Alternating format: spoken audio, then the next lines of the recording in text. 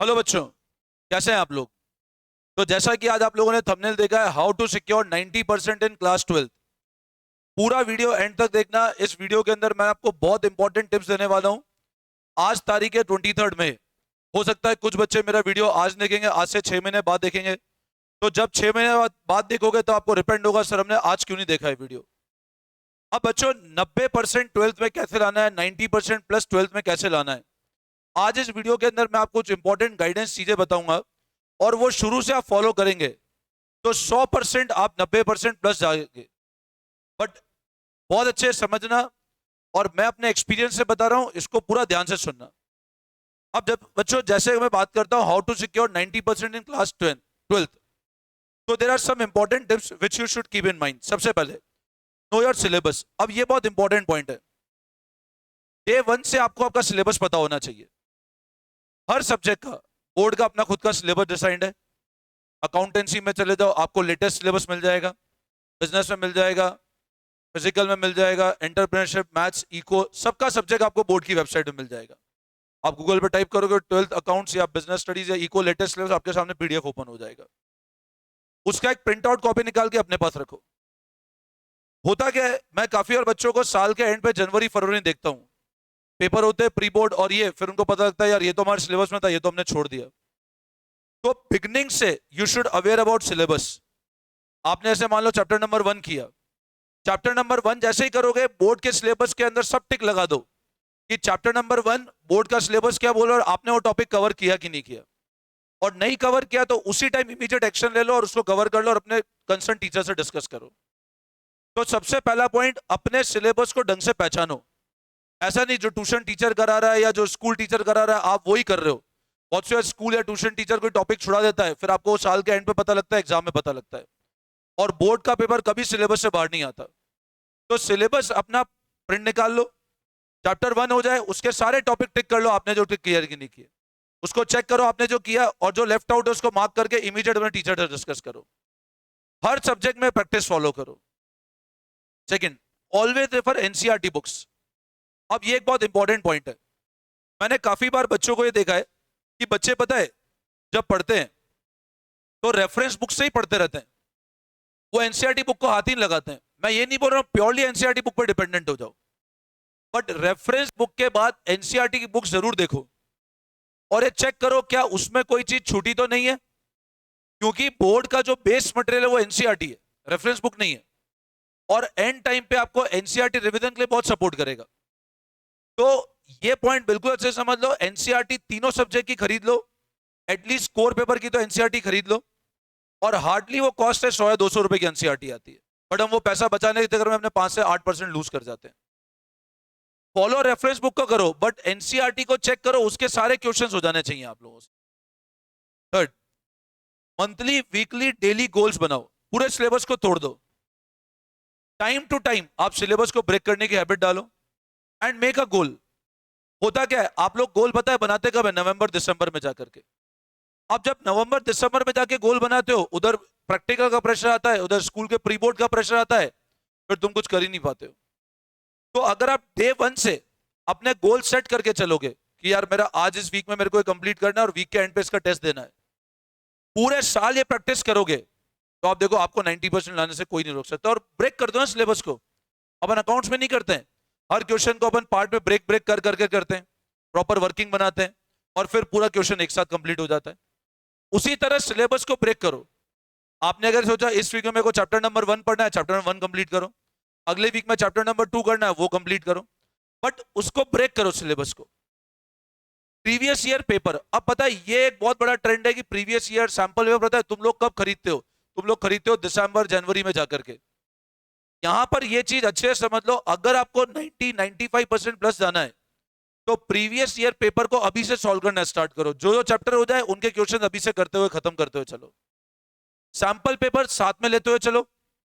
अभी से ये कोशिश करो नवंबर तक प्रीवियस ईयर पेपर और सैंपल पेपर खत्म कर दो। मैक्सिमम बच्चे, पता है, ये स्टार्ट करते हैं नवंबर दिसंबर में जाकर के। अगर आप अभी से करना चालू करोगे तो देखना साल के एंड पे कम से कम एक एक सब्जेक्ट के 30 से 40 पेपर आप ढंग से अपने लेवल पे सॉल्व कर चुके होंगे, अपार्ट फ्रॉम टेस्ट जो तुम्हारे स्कूलिंग या कोचिंग में होते हैं। फिर आप देखो आपका कॉन्फिडेंस लेवल कितना बढ़ जाएगा। Focus on all subject. अब ये एक बहुत इंपॉर्टेंट पॉइंट है। हर स्ट्रीम में 3 कोर पेपर होते हैं। कॉमर्स की बात करूं तो 3 कोर सब्जेक्ट हो गए, अकाउंट्स, बिजनेस, इको। आप पूरे साल उस पर फोकस करते हो, अच्छी बात है, बट साथ में इंग्लिश और अगर पीई है या एंटरप्रेन्योरशिप है, इन पे भी उतना ही फोकस दो, क्योंकि ये भी 100 नंबर के पेपर है। और यहां पर पता है 100 में से 90-95 लाना इजी है as compare to accounts, business, eco में। तो इंग्लिश को तो साल भर ढंग से पढ़ो। फिजिकल एजुकेशन बहुत इजी सब्जेक्ट है, हार्डली 7 से 8 चैप्टर है। प्रॉपर टीचर नहीं मिलता है तो रिकॉर्डिंग से स्टार्ट कर दो, बहुत सारे यूट्यूब पे वीडियो पड़े हुए हैं, बट उस पर भी फोकस करो और उसके भी सैंपल पेपर करो, क्योंकि देखो परसेंटेज में तो वो भी काउंट होंगे। अकाउंट्स के अंदर हो सकता है 20 नंबर लाना टफ हो, बट फिजिकल एजुकेशन में 20 नंबर लाना बहुत ईजी है। इंग्लिश में स्कोर करना ईजी है, बट इंग्लिश को आप लोग पूरे साल फोकस करते नहीं हो, और फिर साल के एंड पे तुम्हारा परसेंटेज इंग्लिश बिगाड़ देता है। अब अकाउंट्स, बिजनेस, इको में आप 95 प्लस लेकर आ जाए, बट इंग्लिश के अंदर नंबर नहीं आया तो परसेंट तो डाउन आएगा ना आपके। तो उस पर भी उतना ही फोकस करो जितना दूसरे सब्जेक्ट पे फोकस कर रखा है आप लोगों ने। Make your own notes. Now this is most important चीज। जैसे जैसे आप पढ़ते जाओ अपने खुद के नोट्स बनाने की हैबिट डालो। काफी यार बच्चे मेरे से पूछते रहते हैं, सर हमको कोई अच्छे नोट्स दे दो, कोई अच्छे नोट्स बता दो। बच्चों सबसे अच्छे नोट्स पता है आपके खुद के हैंड रिटन नोट्स होते हैं, जो आपने खुद ने बनाए पढ़ते हुए टाइम। हर चैप्टर का एक समरी बना लो। आज जैसे मान लो मैं चैप्टर नंबर 1 मैंने अभी पढ़ाया बच्चों को, फंडामेंटल चैप्टर, पार्टनरशिप का फंडामेंटल चैप्टर पढ़ा। अब पार्टनरशिप फंडामेंटल में इंपॉर्टेंट पॉइंट जैसे interest on capital opening capital पे निकलता है, इंटरेस्ट ऑन ड्राइंग में मंथ्स वाला कैलकुलेशन लिख दो। ऐसे करके इंपॉर्टेंट नोट्स बना लो और इंपॉर्टेंट क्वेश्चन आइडेंटिफाई कर लो कि हमको एग्जाम के एंड टाइम पे हमको ये क्वेश्चन तो देख के जाने हैं जो सिर्फ आपके कंसेप्ट कवर कर रहा हो। आज आप 100 क्वेश्चन कर रहे हो, बट हर बार आप 100 क्वेश्चन नहीं कर पाओगे रिवीजन में। तो उन 100 में से 20 ऐसे क्वेश्चन निकाल दो जो आपको लगता है कि वो सारे कंसेप्ट हमारे कवर कर रहे हैं, और एक प्रॉपर नोट्स की कॉपी अपनी खुद की बनाओ। जैसे जैसे आप चैप्टर पढ़ते जाओ नोट्स आप बनाते हुए चलो। आप किसी और के नोट्स पर डिपेंडेंट नहीं हो। सबसे अच्छे नोट्स वो होंगे जो आप अपने खुद हाथ से बनाओगे। तो make your own notes time to time. Regular test and DPP. अब सबसे इंपॉर्टेंट बात है टेस्ट देना। बच्चे पढ़ तो लेते हैं बट टेस्ट होते ही नहीं है। स्कूल्स के अंदर तो टेस्ट कभी होते ही नहीं है, एग्जाम होते हैं और बच्चे वो एग्जाम देते हैं और पता चलता है रिजल्ट डाउन चला गया। ऐसा सिस्टम बनाओ कि एवरी वीक आप टेस्ट दो, और टेस्ट होने के बाद अगर वो इवेल्युएट हो रहा है तो उस टीचर से डिस्कस करो। डीपीपी मतलब होता है डेली प्रैक्टिस पेपर, जो हमारे सेंटर पे हम लोग कराते हैं। हर चैप्टर के कुछ डीपीपी बना लो। डीपीपी आप मेरे ख्याल से आप तो बना सकते हो, ask your teacher to give your DPP. वो हर टॉपिक वाइज अगर आपको डीपीपी मिलेगी तो उस टॉपिक पे आपका ग्रिप बनेगा। हर टॉपिक के apart from your text book कोशिश करो कम से कम 5 या 8 क्वेश्चन अलग करो। वो कहलाता है डेली प्रैक्टिस पेपर्स। और रिवीजन हर चैप्टर को ये टारगेट बनाओ, वीक में एक बार तो रिवाइज करेंगे ही सही। आपने एक चैप्टर आज पढ़ा, आज से 2 महीने बाद देखोगे आप सब कुछ ब्लैंक हो चुके होंगे। तो वीकली रिवीजन की हैबिट जरूर डालो। चैप्टर पढ़ा, वीक में एक बार उस पर नजर डाल दो। आगे से आगे बढ़ते जा रहे हो बट पुराने चैप्टर को भूलना नहीं है। आप आगे बढ़ते जाओगे पुराने को भूलते जाओगे तो फिर वापस मेहनत डबल हो जाएगी। इसलिए मैंने बताया नोट्स बनाओगे, नोट्स को रिवाइज कर लो बस। नोट्स रिवीजन से तुम्हारा चैप्टर रिवाइज हो जाएगा पूरा। तो रिवीजन वीकली करो या 15 दिन में करो, बट जो पढ़ लिया उसको रेगुलर बेसिस पे रिवीजन करो and don't depend on anyone. Toppers का जो सक्सेस फॉर्मूला होता है ना, जो बच्चे 95% प्लस लाते हैं, जो बच्चे 98% प्लस लाते हैं, आप अगर उनके कोई भी वीडियो देखोगे तो पता है वो बोलते हैं हम कम से कम 8 से 10 बार रिवीजन करते हैं सिलेबस का। कम से कम 8 से 10 बार।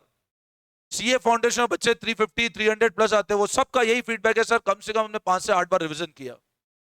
अब आप क्या होता है, आप डिपेंड होते हो अपनी कोचिंग के, आप डिपेंड होते हो अपनी स्कूल के ऊपर।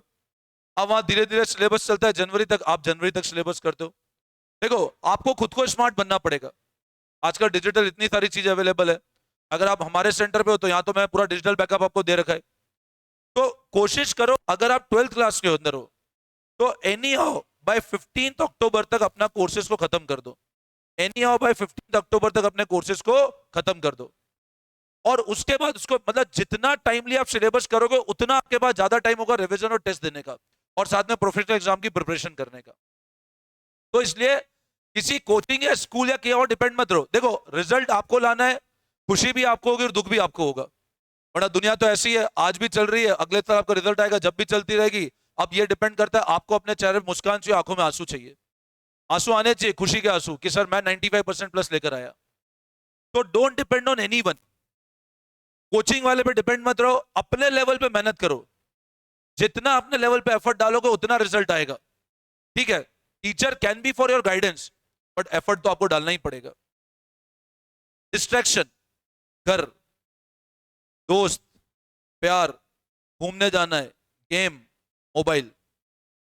अब बच्चों, ये ऐसा पॉइंट है, अगर ये चाहिए, सर दोस्त चाहिए, सर घूमना भी पड़ेगा, सर किसी से प्यार हो गया तो मोबाइल पे पबजी गेम खेलना है, सर आजकल पता नहीं फ्री फायर कौन से गेम चलते हैं, सर वो तो छूटता ही नहीं है, कितना कह दो। तो बच्चों नहीं छूटता ना, तो ये 8 पॉइंट छोड़ दो, फिर इन पे फोकस मत करो, फिर इसी पे फोकस करो सिर्फ। देखो एक बहुत पुरानी कहावत है, if you want to go to heaven, मरना तो पड़ेगा। अगर स्वर्ग चाहिए तो मरना ही पड़ेगा, तभी स्वर्ग मिलेगा। उसी तरह अगर 90% या 95 चाहिए तो ऊपर के 8 पॉइंट फॉलो करने पड़ेंगे। और अगर वो ये लास्ट पॉइंट चाहिए तुम लोगों को, तो ऊपर के 8 पॉइंट छोड़ दो, फिर सपना भूल जाओ। फिर ये पूछना मत कि सर हमको 90-95% कैसे आते हैं, और फिर सपना भी मत देखो उस चीज का।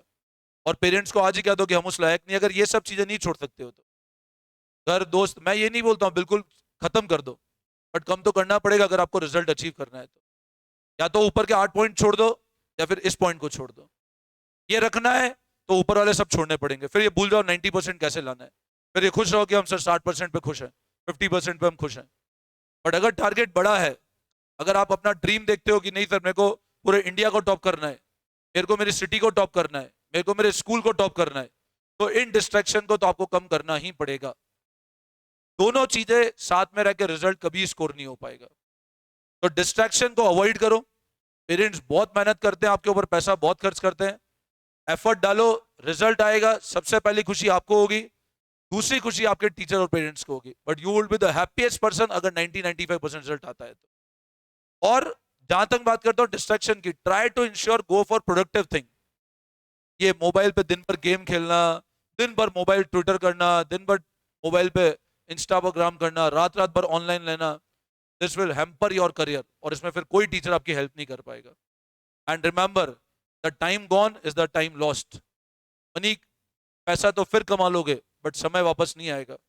अगले साल जब इस दिन तुम्हारा रिजल्ट आ चुका होगा, तब तुम वापस से रिवाइंड करके वीडियो देखोगे, तब तुमको लगेगा सर आपने हमको उस दिन समझाया बट हम माने नहीं। तो बेटर है ऐसा दिन आने ना दो। डिस्ट्रैक्शन कम से कम रखो, अपनी पढ़ाई पे फोकस करो। This is a time to make your career, and I wish you all the best. और स्टिल अगर आपके कोई भी डाउट्स हो, feel free to reach out me. My name is C Romil Jain, I am from Udaipur. My phone number is 9929411361। ठीक है, thank you all of you, best of luck, thank you.